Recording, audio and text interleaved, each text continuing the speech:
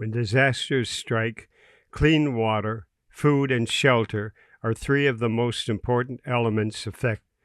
Global Medic was created to help fill those needs and fill them as soon as possible. Global Medic has been providing disaster relief for more than 25 years.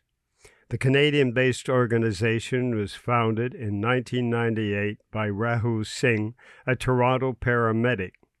Its mission is to provide rapid and effective disaster response to people affected by emergencies such as natural disasters, conflicts, and health crises, focusing on delivering early aid quickly and efficiently. And there are no lack of crisis situations. They have responded to more than 80 by 2024. The organization's first major deployment was in 2000, helping in Honduras following Hurricane Mitch. Since then, Global Medic has dealt with disasters around the world: earthquakes, floods, tsunamis, and man-made disasters. The 2004 Indian Ocean tsunami destruction, the 2010 Haiti earthquake, Syrian refugee crisis, and COVID pandemic. In many cases, Global Medic provides water purification units. They may also put up shelters such as tents and tarp, bring in medical supplies, or set up temporary field clinics to treat the injured or sick. Recently, they have even used drones for aerial mapping of disaster zones. They are truly global in scope, non-political in principle, innovative in function, and rapid in response. In the following interview, Rahul Singh outlines Global Medic's philosophy and role in disaster relief.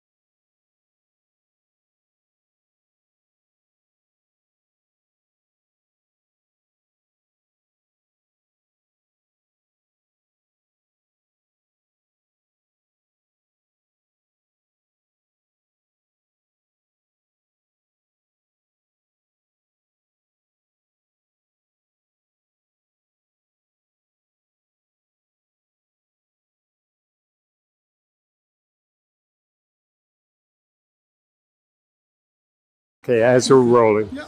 Okay, just tell me just a routine assessment of what Global Medic is all about. Yeah, sure. Let me know when you're rolling. Go ahead. Yeah. So Global Medic's a disaster response agency. We're actually a registered Canadian charity, and we've been around for about 25 years now. So we've run about 260 ops. We've worked in 85 countries now, delivered life-sustaining aid to over 5.2 million folks. We're governed by a board of directors who volunteers their time. We're staffed by professional humanitarians, so people that went to school to study emergency management, humanitarianism, and then we're backstopped by about 7,000 volunteers, and we believe in our mission of getting the right aid to the right people at the right time, and that's how we do everything to just get aid out. Now, you handle or go to situations around the world to handle emergency situations or emergency response. You also work in Canada. What's your split on that, and what things you cover globally, and what do you cover in Canada? Yeah, so look, around the world, we're always responding to disasters. We'll get people clean drinking water, we'll get them medical care, we'll run shelter programs for them, we'll respond to floods, we'll keep them fed, we'll get them food. And we also have a very interesting and innovative and technologically advanced drone program. In Canada, we still run all those programs to support disasters, but we do stuff to fight food insecurity. So we've got a major program where we repack food aid. So we'll buy rice and beans and peas in 50-pound bags, and we'll repack them down into 1-pound bags with our volunteers, right?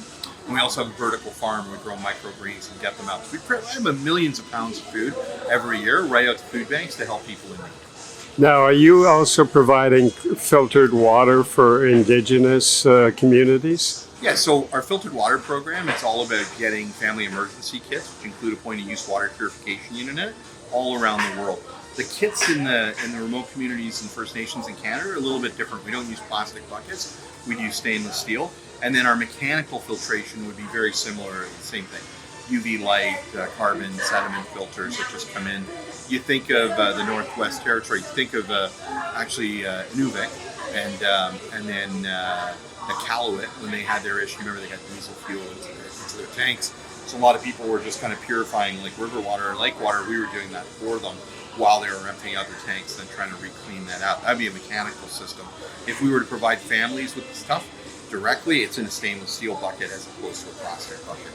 Where are your crews deployed right at the present time? So we've got a lot of ops. We're working in Gaza. We get into Gaza through Israel and through Egypt. We're in Bangladesh, and terrible riots in Bangladesh and the political insecurity there, but we're working to help the Rohingya refugee families that are in Cox's Bazar region. We're also in Armenia for that crisis. We're down in the Caribbean for some of the recent hurricanes but we've also worked in Ukraine to get people a lot of aid across the region. What specifically are you doing in Ukraine?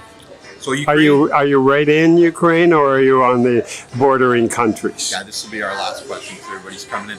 So in Ukraine, we run one depot on the Romanian border where we pack food aid and send it in. We run depot in Moldova to feed Ukrainian refugees that are in Moldova, and then from there we run into Odessa and that region. And then the other depots we run actually inside Ukraine.